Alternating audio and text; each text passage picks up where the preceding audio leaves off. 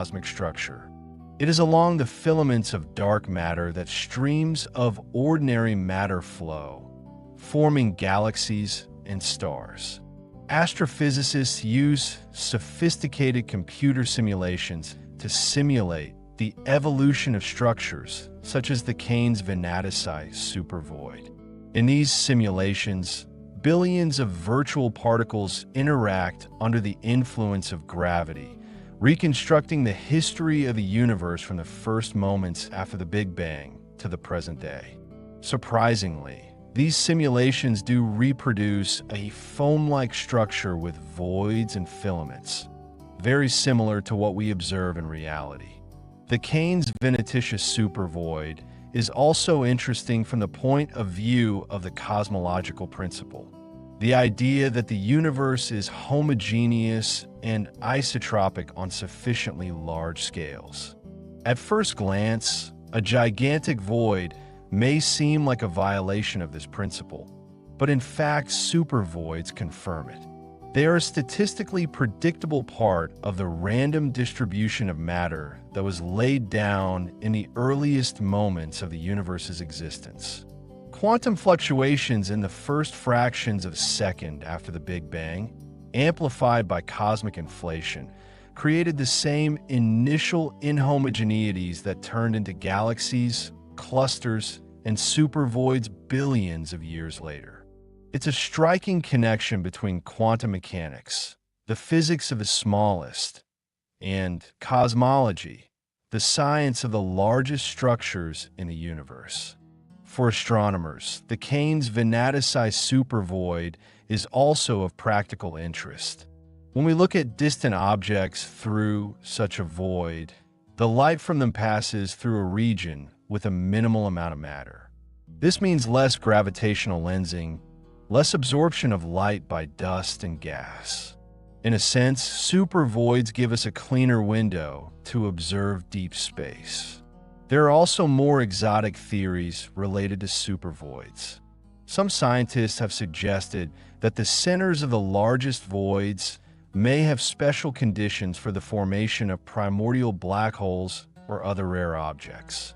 Others are exploring the possibility that supervoids may contain clumps of dark energy or unusual forms of matter that we don't yet know about. It's interesting to speculate about the future of studying the Venatici's supervoid. Perhaps someday humanity will launch intergalactic probes capable of traveling to distant galaxies.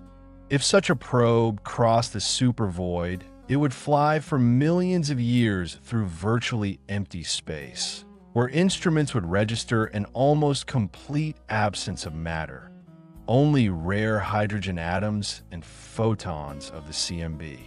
Supervoids also help us understand the evolution of the large-scale structure of the universe over time. By comparing nearby supervoids, such as the Venatici supervoid, with more distant and therefore younger voids, astronomers can trace how these structures have grown and changed over billions of years of cosmic history. Observations show that in the young universe, voids were smaller and less pronounced. As the cosmos aged, gravity continued to pull matter into clusters, and the voids became more and more desolate.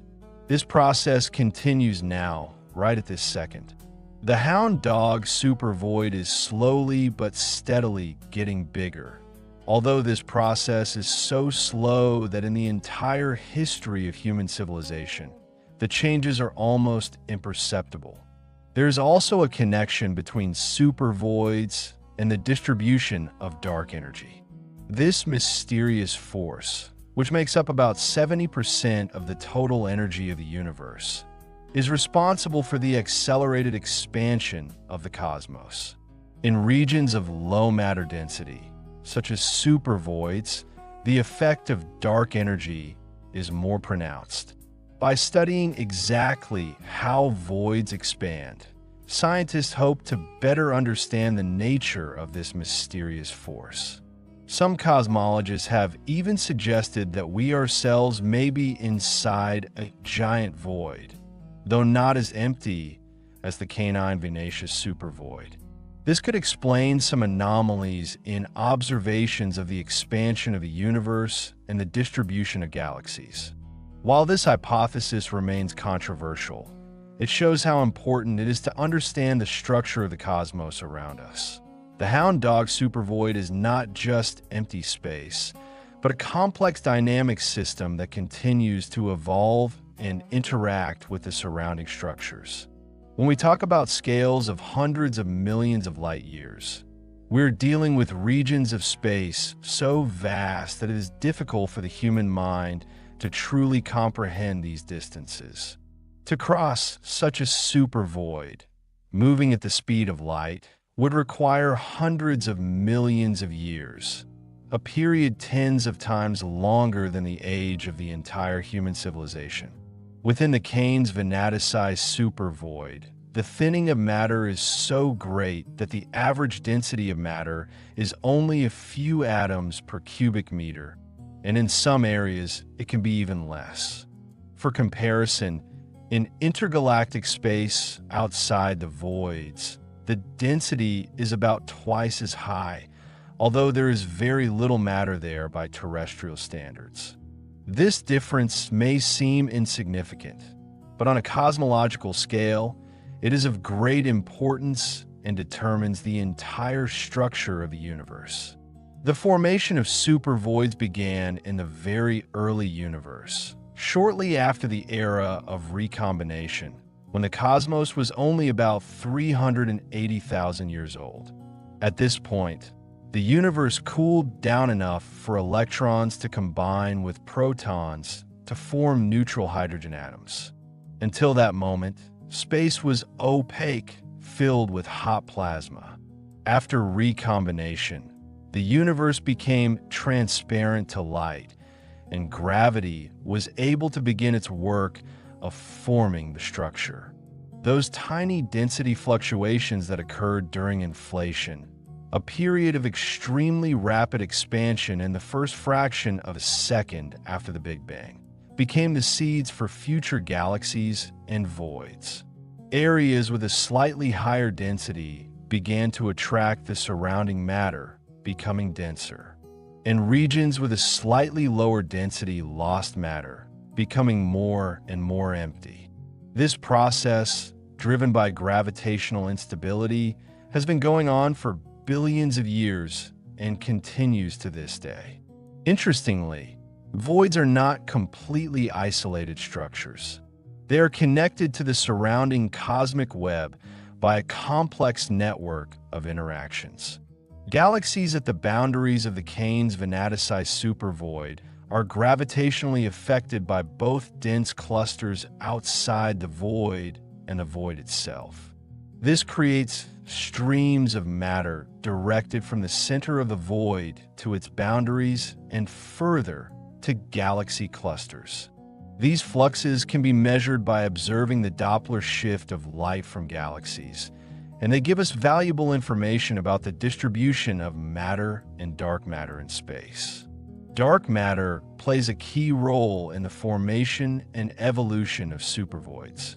Although we can't see it directly, we do know that it makes up about 27% of the total mass and energy of the universe, about 5 times more than the ordinary matter that makes up stars, planets, and ourselves.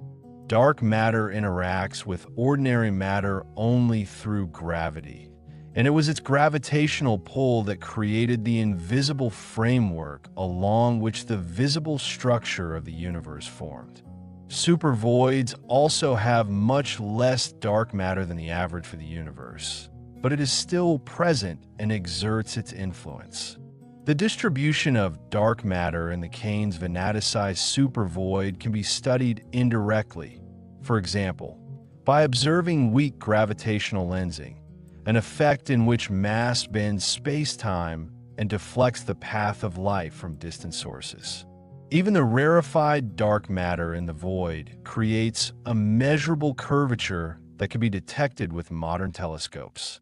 One of the most exciting aspects of studying supervoids is their relationship to the cosmic microwave background.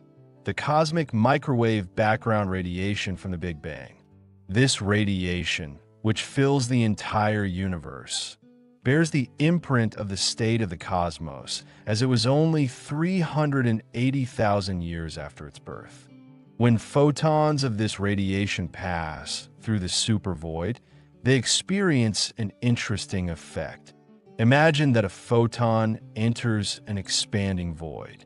As it crosses this region, the void continues to expand due to dark energy. When a photon enters the void, it loses energy as it rises from the gravitational potential well. When he comes out of the void, he would have to return this energy by descending back into the potential hole. But if the void expands during the photon's journey, the output potential well is shallower than the input well, and the photon does not return all the lost energy. As a result, it becomes slightly less energetic, its wavelength increases, and a cold spot appears on the map of the CMB radiation. This effect is called the integrated Sachs-Wolf effect, and it provides a unique way to detect and study supervoids. By observing temperature fluctuations in the cosmic microwave background, astronomers can find supervoids and study their properties without even counting galaxies directly. This is especially useful for detecting very distant voids, where individual galaxies are too faint to observe. The Cain's Venatici supervoid also serves as an important test for cosmological models. Modern cosmology is based on the lambda CDM model, the standard model of cosmology that includes dark energy, denoted by the Greek letter lambda, and cold dark matter. This model is remarkably good at describing the observable universe, from a CMB to the large-scale structure. But to be sure that the model is correct, we need to test its predictions in detail. Computer simulations based on the lambda CDM model predict a certain distribution of supervoids by size and density. When astronomers observe the real universe and compare the supervoids they have discovered with predictions, they find a good match. This strengthens our confidence in the correctness of the modern cosmological model. However, if we found supervoids of the wrong size or in the wrong numbers, it would point to problems in our understanding of fundamental physics. There are also more exotic theories related to supervoids. Some researchers suggest that special structures of dark matter or even regions with modified gravity may form in the centers of the largest voids. Others are exploring the possibility that supervoids may contain relics from the very early universe, such as cosmic strings or domain walls, hypothetical topological defects in the fabric of space-time that could have occurred during phase transitions in the first moments after the Big Bang. Although these ideas remain speculative, they show how rich a field for theoretical research supervoids are. Every new theory must be tested by observation, and the Canine Venatici supervoid, being one of the closest and best studied supervoids, serves as an ideal laboratory for such tests. Technological advances in astronomy are opening up new opportunities for studying supervoids. Modern telescopes, such as the James Webb Space Telescope, are able to see distant galaxies with unprecedented clarity. Ground-based sky surveys, which use huge amounts of data and artificial intelligence to analyze it, make it possible to map the distribution of millions of galaxies. Radio telescopes study the distribution of neutral hydrogen in space, which can be present even in voids where there are almost no galaxies. One of the most ambitious projects of modern astronomy is the creation of a complete three-dimensional map of the universe within a radius of several billion light-years from Earth. Projects such as DESI, the Dark Energy Spectroscopic Study Instrument, observe millions of galaxies and quasars, measuring their exact distances and positions. These data allow us not only to see the Cain's Venatici supervoid in detail, but also to understand its place in the wider cosmic structure, its connections to neighboring voids and galaxy clusters. It is interesting to consider what the dog supervoid would have looked like in different eras of the history of the universe. If we could rewind time by 10 billion years, we would see that this region was already less dense than the surrounding space, but the difference was not as dramatic. Galaxies had not yet had time to fully migrate to the boundaries of the future supervoid, and there were significantly more star systems inside it. Over time, gravity continued its inexorable work, pulling matter from the center of the void to its edges, where it joined the forming galaxy clusters. This process was not smooth and homogeneous. In different parts of the void, it occurred at different rates, creating an internal structure. Even now, there are areas within the Venatici supervoid with slightly different densities, more empty areas and slightly less empty. This subtle structure contains information about exactly how the void was formed, what the initial conditions were, and how various physical processes worked. Galaxies that still remained inside the supervoid are of particular interest to astrophysicists. This is a unique population of objects that have evolved in extreme isolation. Unlike galaxies in dense clusters, which are constantly interacting with each other, merging, exchanging gas and stars, galaxies and voids live relatively quiet lives. They have the ability to safely use up their gas reserves to form stars without being subjected to gravitational perturbations from their neighbors. Observations show that galaxies and voids are indeed different from galaxies in denser regions. They tend to be smaller in size and mass, bluer in color, indicating active star formation, and contain more gas relative to their mass. This is logical. In isolation, a galaxy does not lose its gas due to interactions with other galaxies or due to collisions with hot intergalactic gas and clusters. It can store its fuel for the production of stars for a very long time. There is also an interesting phenomenon associated with the formation of galaxies in voids. According to current theories, galaxies form inside halos of dark matter, invisible clouds of this mysterious substance that hold ordinary matter together with their gravity. In voids, dark matter halos tend to be smaller and lighter than in dense regions. This means that predominantly dwarf galaxies and small spiral galaxies form in voids, while giant elliptical galaxies are virtually non-existent. This distribution of galaxies into sizes and types, depending on the cosmic environment, is called cosmic segregation or cosmic separation.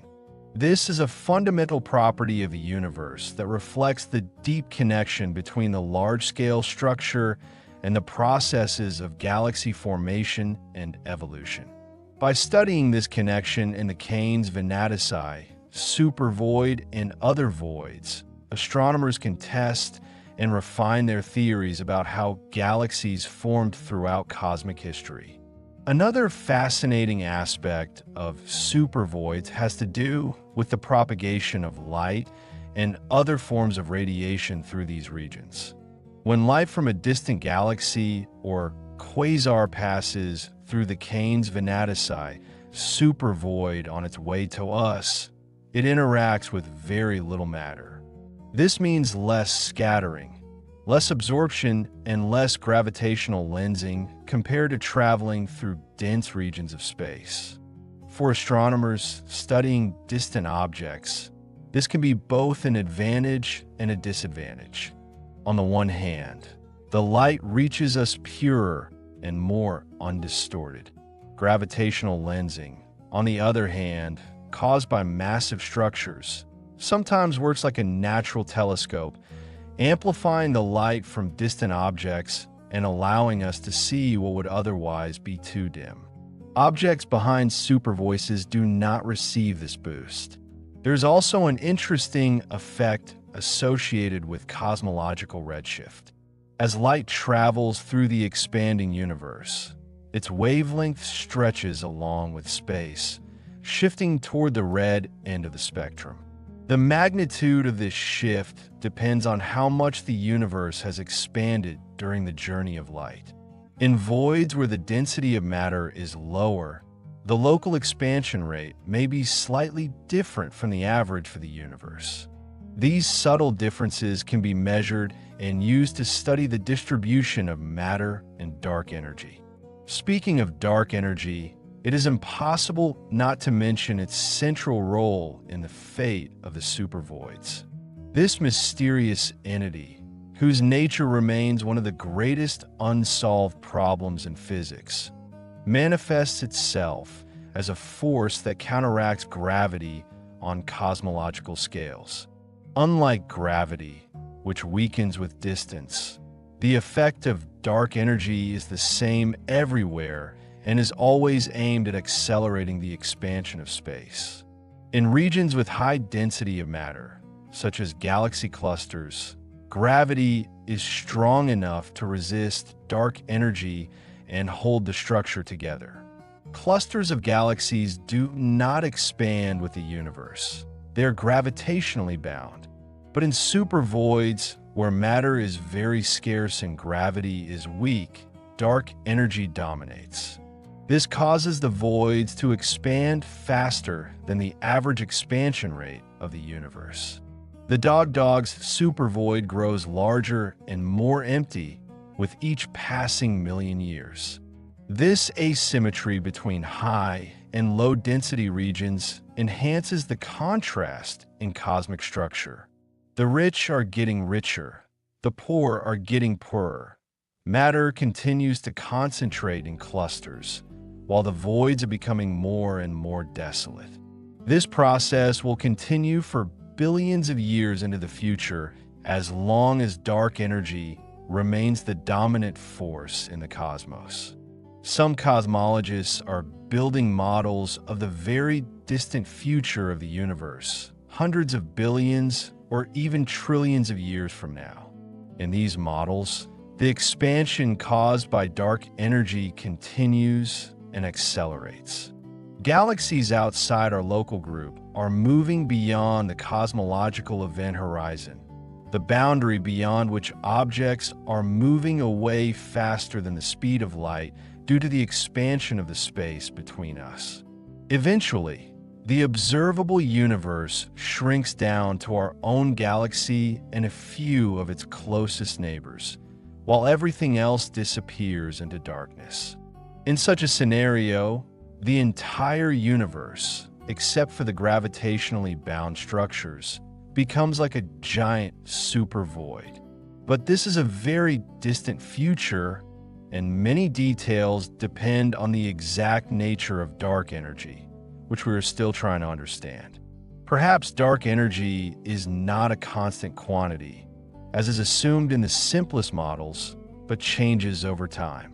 This could radically change the fate of the universe and the supervoids in it. Studying the Hound Dog supervoid helps us test these cosmological scenarios. By measuring how fast the voids expand at different times, astronomers can determine how dark energy has changed over time or confirm that it does indeed remain constant. This is one of the many reasons why supervoids are such valuable objects for cosmological research. It's also interesting to look at how our understanding of supervoids has evolved over time. Until a few decades ago, astronomers did not have enough data to fully understand the scale of the cosmic structure.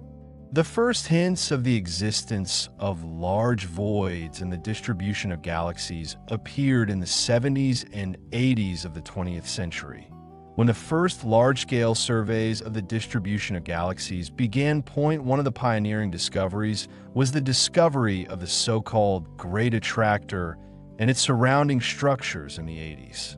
Astronomers have noticed that our Milky Way and thousands of other galaxies are moving in a certain direction, attracted by a massive concentration of matter. By mapping these motions and the distribution of galaxies, they began to understand that the universe is a complex structure of clusters, filaments, and voids, rather than a homogeneous distribution of matter. In the 1990s, the first really large-scale surveys appeared, such as the CFA Redshift Survey and the Las Campanas Redshift Survey, which measured distances to tens of thousands of galaxies. When this data was plotted on three-dimensional maps, astronomers saw a striking picture: the cosmic web in all its glory. Supervoids like the Hound supervoid appeared as huge dark bubbles in a glowing network of galaxies. This discovery had profound philosophical implications. It showed that the universe is organized on levels that we did not suspect before. We knew about the existence of stars, galaxies, and galaxy clusters, but the discovery of supervoids and the cosmic web added another layer of organization. Superstructures hundreds of millions of light years across. This is the largest level of structure that exists in the universe. On even larger scales, the universe becomes statistically homogeneous. As technology advanced, reviews became more and more ambitious. The Sloan Digital Sky Survey, launched in 2000, was a real breakthrough, creating a map of the distribution of millions of galaxies. This data made it possible not only to identify and study many supervoids, including the Venatici supervoid, but also to conduct a statistical analysis of their properties. Astronomers were able to measure the typical sizes of voids, their shape, the degree of emptiness, and how these parameters depend on cosmological conditions. One of the surprising discoveries was that voids are not perfectly spherical. They have an elongated, sometimes bizarre shape, often resembling interconnected bubbles. This is because the voids were not formed in isolation, but in the context of the entire cosmic structure. They grew and merged with each other, their shape determined by the distribution of surrounding matter and the mutual gravitational influence of neighboring structures. The Hound supervoid is not a perfect ball. It has an irregular shape with several protrusions and hollows. These details of the form contain information about the history of its formation and interactions with neighboring structures. By studying the morphology of supervoids, astrophysicists can test their models of how gravity and dark energy shaped the